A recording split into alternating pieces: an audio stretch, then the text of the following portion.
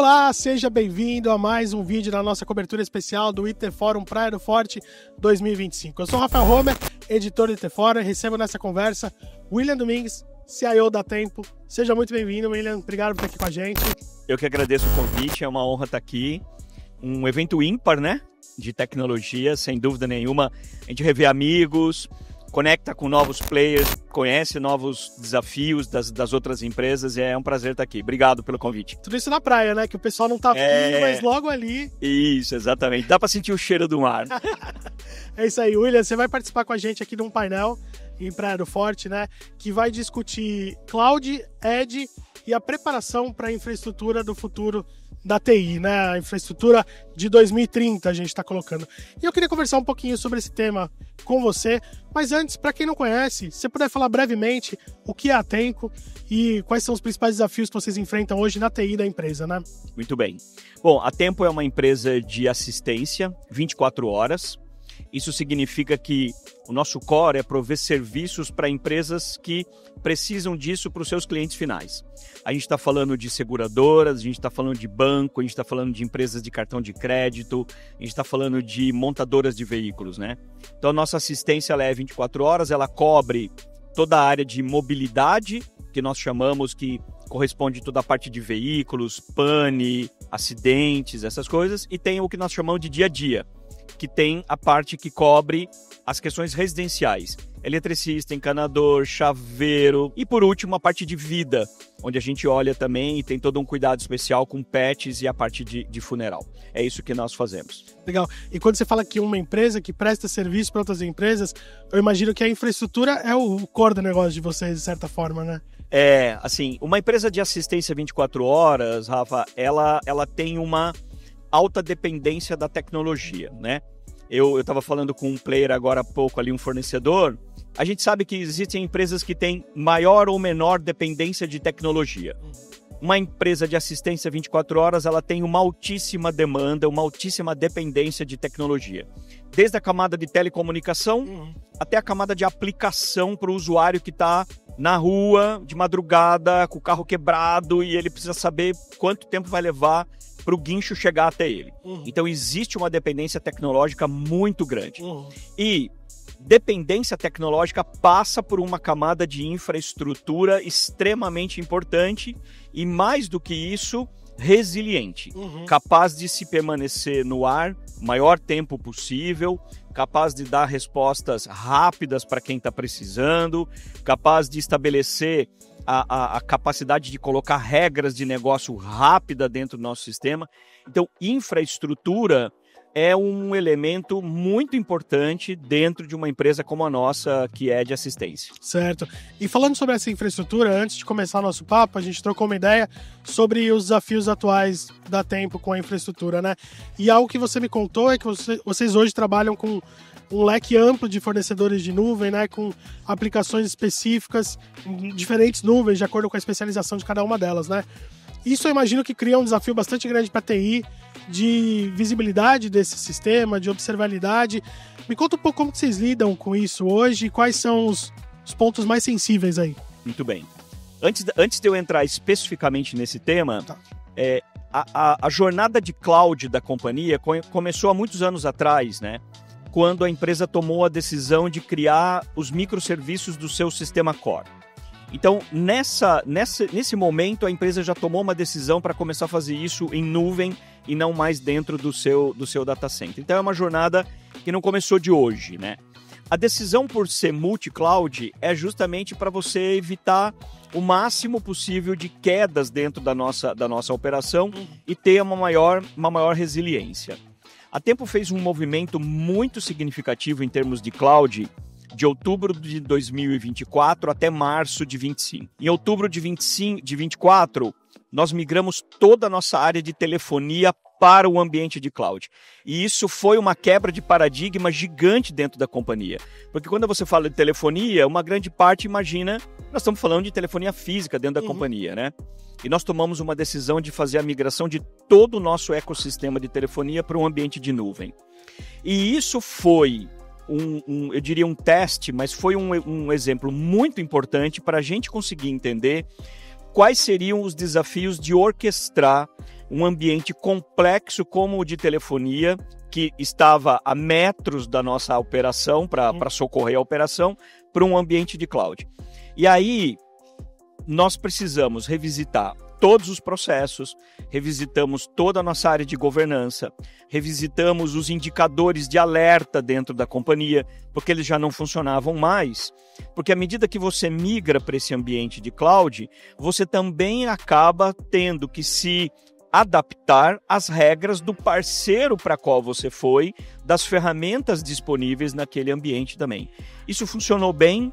A migração ocorreu, como eu te falei, em outubro de 24 e março de 25 nós começamos a fazer a migração de toda a nossa camada de aplicação para o ambiente de nuvem também. Foram 3 ondas, a gente está completando a última onda agora, até final de agosto de 25, onde a gente consegue ter o nosso ambiente de disaster recovery 100% operacional. E aí a dificuldade, quando a gente começou a falar de orquestração, era encontrar players no mercado que tivessem ferramentas, que conseguissem absorver o nosso processo e conseguir trabalhar em cima de ferramentas sempre com uma camada de alerta antecipado, olhando para essa camada de observação. Abrimos um estudo amplo sobre isso. O principal player nosso colabora muito com a gente. E hoje a gente tem um conjunto de ferramentas que orquestram essas situações, olhando principalmente para os documentos e processos que nós revisitamos de outubro de 24 para cá. Legal. Então, quando a gente fala da infraestrutura do futuro, a gente está falando dessa infraestrutura em que a camada de observação é fundamental para a operação. Fundamental, sem dúvida. E aplicações distribuídas em diferentes players de acordo com as capacidades e ofertas. Sim.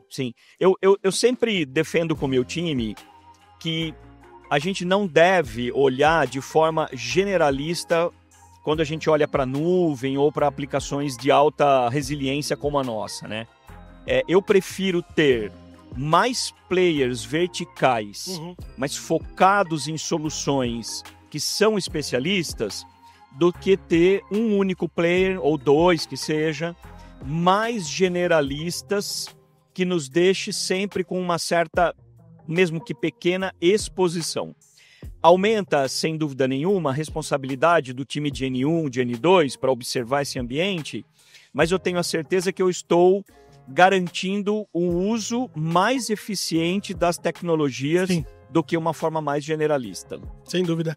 E você comentou também na nossa conversa prévia como essa migração esse movimento que a Tempo fez para a nuvem, como efeito colateral, acabou preparando a empresa para uma nova onda de sistemas de inteligência artificial, né?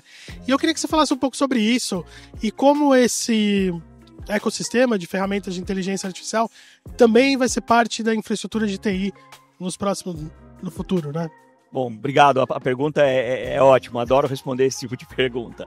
Bom, quando nós tomamos essa decisão de migrar para a nuvem, a gente tinha uma certeza absoluta que seria possível testar as aplicações que gostaríamos de fazer usando inteligência artificial. Porque nós sabíamos que dentro da nossa capacidade computacional que nós tínhamos à nossa disposição, não havia espaço para esse tipo de teste dentro da nossa empresa. Então a nuvem, né, as nuvens dos nossos parceiros, elas têm permitido que realmente a gente consiga avançar significativamente no movimento de IA. Hoje a Tempo tem 4 projetos de inteligência artificial em produção. Um deles, a gente ganhou o prêmio entre os 100 mais inovadores, foi um dos projetos, que se chama Ícaro. Os outros projetos estão olhando, um deles para a camada de operação, que é uma aplicação que fala com o cliente do nosso cliente, entende o contexto baseado numa LLM, que nós subimos muitos chamados ao longo do tempo, e abre a assistência, reduzindo o tempo da experiência e sendo mais assertivo. Uma outra ferramenta que é muito importante para nós, e a nuvem permite isso, é a que nós chamamos de Sonic, que é como se você chamasse o Uber e ele acha o carro para você. A gente tem construído algoritmos grandes e importantes dentro da companhia de acionamento para conseguir acionar o melhor parceiro no menor tempo possível para o cliente do nosso cliente. Certo. Então isso é um tema que a inteligência artificial tem usado. E por último, a gente não pode deixar de falar do Octo, que é um produto que olha para fraude e para regulação. O Octo tem trazido valores expressivos para a companhia. A gente colocou ele em produção em abril. Assim, no momento quando ele começou a resgatar o processo de fraude e regulação, a gente achou que havia uma falha no algoritmo, dado a quantidade de dinheiro que ele estava regulando, e não era. Era verdadeiro o número. A gente falou que tem um bug no algoritmo, e não era um bug, era verdade. E ficamos felizes ao mesmo tempo, né? A nuvem permite isso, permite a gente conseguir fazer testes, permite a gente conseguir errar rápido. E mais importante, eu consigo ter uma visibilidade financeira de quanto vai custar o teste, baseado nas calculadoras que todas elas oferecem, e a área de planejamento da companhia consegue mensurar isso e estabelecer de forma clara em que momento que é o break-even do projeto e em que momento que ele se transforma em ROI para o controlador da companhia. Certo. E William, quando você fala sobre... Você comentou sobre sistemas de inteligência artificial, LLMs, né? Sobre alguns deles vocês estão ofertando hoje para o cliente do cliente de vocês. E aí eu queria começar uma discussão sobre o tema de Edge, né? Hoje a Edge aborda, né? Também é um aspecto importante para as empresas da infraestrutura. E se fala muito sobre entregar esses modelos de inteligência artificial lá na ponta para o cliente, se eles vão rodar no dispositivo, se eles vão rodar na nuvem. E a gente teve uma conversa sobre os desafios de segurança desse ecossistema, né?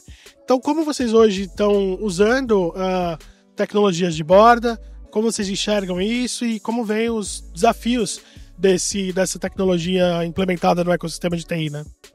A gente enxerga que Edge vai ser naturalmente uma evolução dos aplicativos que o mercado em que a gente está inserido usa, né? Hoje, por exemplo, se você tem um aplicativo que cobre, por exemplo, um acidente de um veículo, o prestador ele tira uma foto daquele veículo danificado para entender o que aconteceu com aquele veículo, invariavelmente ele tem que mandar aquela fotografia para um lake onde nós estamos, aquele lake entra com essa fotografia dentro de um processamento que vai dizer, olha, o dano é de 30%, 40%, a expectativa é de recuperação, não recuperação, coisa do tipo, né? A gente acha que, à medida que os modelos vão evoluindo, a gente vai conseguir colocar isso com mais rapidez na ponta, naquela aplicação que está lá, e com precisão. Eu acho que a palavra precisão ela é importante, ela precisa ser dita, porque o desafio, no nosso caso específico, é a capacidade técnica nossa de desenvolver aplicações que consigam ser eficientes e, entre aspas, leves e adaptáveis o suficiente para que uma gama gigante de prestadores de serviço consigam ter essa aplicação e que ele tenha o mesmo comportamento em diferentes aplicações, em aplicativos e celulares. Então esse é um desafio, a gente está olhando para isso, mas ainda numa camada muito... Qual é o caminho que a gente pretende investir? Isso fala muito com a estratégia dos nossos clientes também, nesse sentido, porque invariavelmente a nossa borda de atuação vai chegar na borda de atuação dos nossos clientes, na camada deles de tecnologia, mas a gente acha que é um caminho importante para se pensar. Pode ser uma oportunidade de redução de custo computacional, do ponto de vista de nuvem. Acho cedo, mas nos parece que é uma oportunidade, mas sem dúvida, olhando para a sua terceira pergunta, segurança é o grande desafio, porque ao expor algoritmos na ponta, automaticamente você está abrindo uma maior quantidade de superfície para efeito de segurança da informação. Sim. Mas eu também acredito que à medida que isso se torna cada vez mais recorrente dentro das companhias, a gente também vai ver uma evolução nessa camada de segurança.